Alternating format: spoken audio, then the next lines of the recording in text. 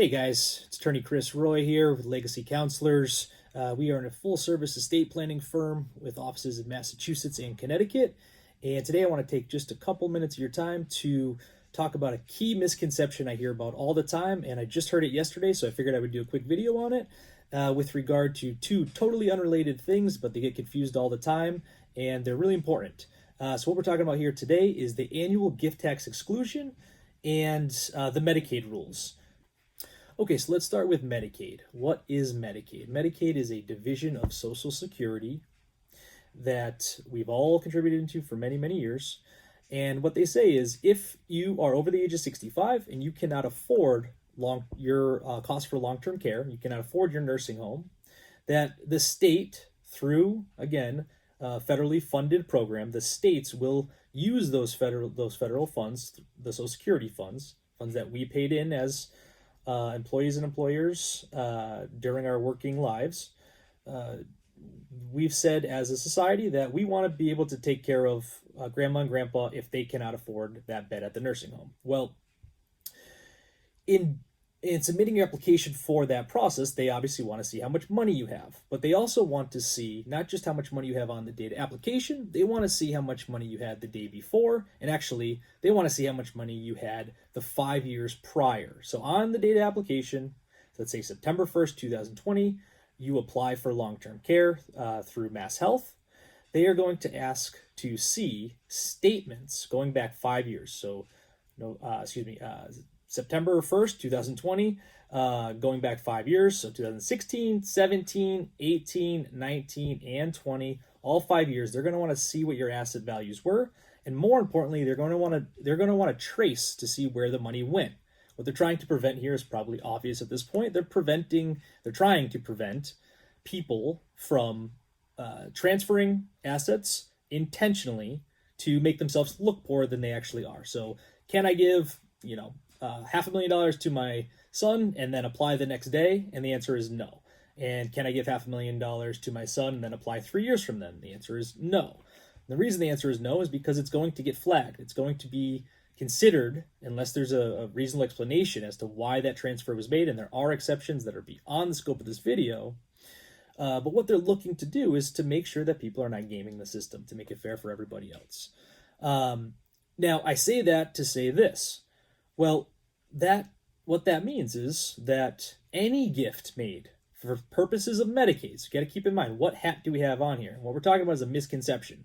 So I've only touched on Medicaid thus far. We'll go back to the annual gift tax exclusion in just a second. But for Medicaid purposes, any gift made within that 5 years of date of application is going to be presumed to be for the purpose of qualifying for Medicaid, meaning you're intentionally divesting yourself of wealth for the purpose of qualifying for Medicaid. Now, that is a rebuttable presumption, but once a transaction is flagged, a gift is flagged, that once a gift is identified as being made in that 5-year look-back period, it is flagged. It is up to the applicant to explain why that was a reasonable expense, what that money was used for. And in essence, they have to prove that it was not a gift. Otherwise, if it is deemed to be a gift, they will be disqualified for a period, and this is a moving target in terms of the dollar amount, but what they try to do is they try to say the average cost of care, and they're vastly different between the two states we practice in, but let's just say, make it simple, the average cost of care per day for skilled nursing home in Massachusetts, let's say, is $400. Well, what they're going to say, and these are published rates, and they revise them every year.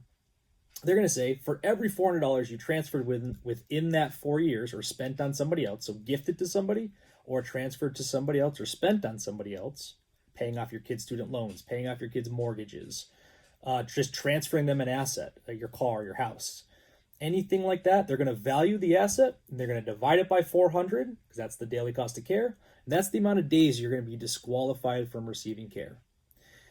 Now, put a pin in that for a second, and now let's talk about the federal gift tax exclusion. Well, what the federal gift tax exclusion says is it says any person that is looking to make a gift and not reduce their federal estate tax exemption amount, which is high right now. It's going to come back down at some point. 2026, those are set to sunset to the previous rates.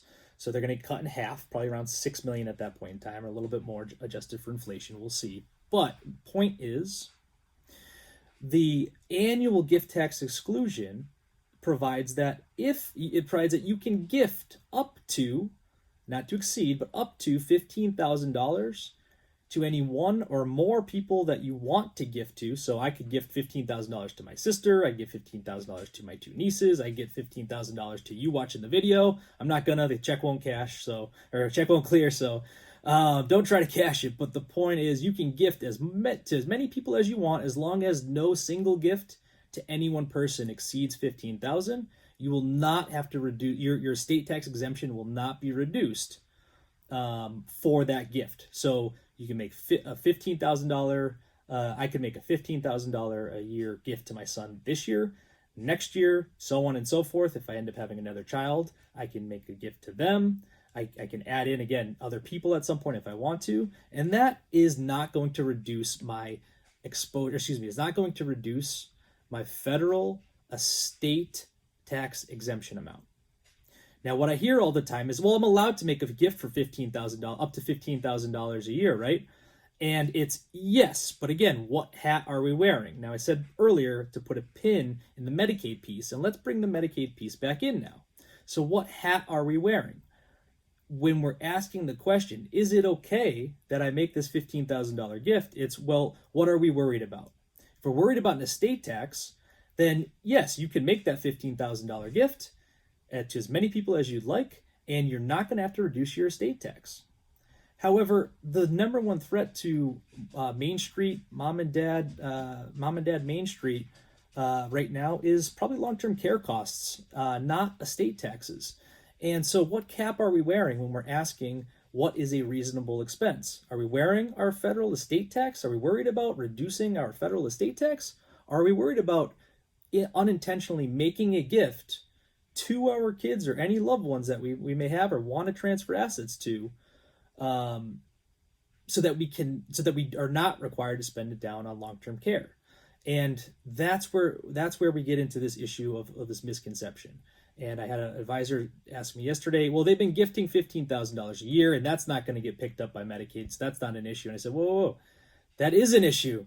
You can gift $15,000 a year for federal estate tax purposes. Yeah, it won't draw down your unified credit. It won't reduce the amount of exemption you have left, but that has nothing to do with Medicaid. So again, we just have to be mindful of what we hear, what we read. Yes, there's a $15,000 exemption, and it has to do with gifting, but that doesn't mean it applies to everything. So again, this is a little bit longer a video than I wanted it to go into, but the context is important there. I think the foundational elements of explaining some of the pieces of Medicaid in general are an important thing to understand. And what I always say is, if you don't know, you're more than welcome to Google, but give your estate planner a call. Give us a call. Call somebody that does this for a living and get the proper advice. Make sure that you're not guessing with this sort of thing, because the downside of being wrong on some of these things is just a nightmare for the family. There's no mess that can't be cleaned up, but if we can avoid the mess altogether, I think that's the best route to take. So yeah, that's all I had for today. It's Chris Roy from Legacy Counselors signing off, and we'll talk to you next time.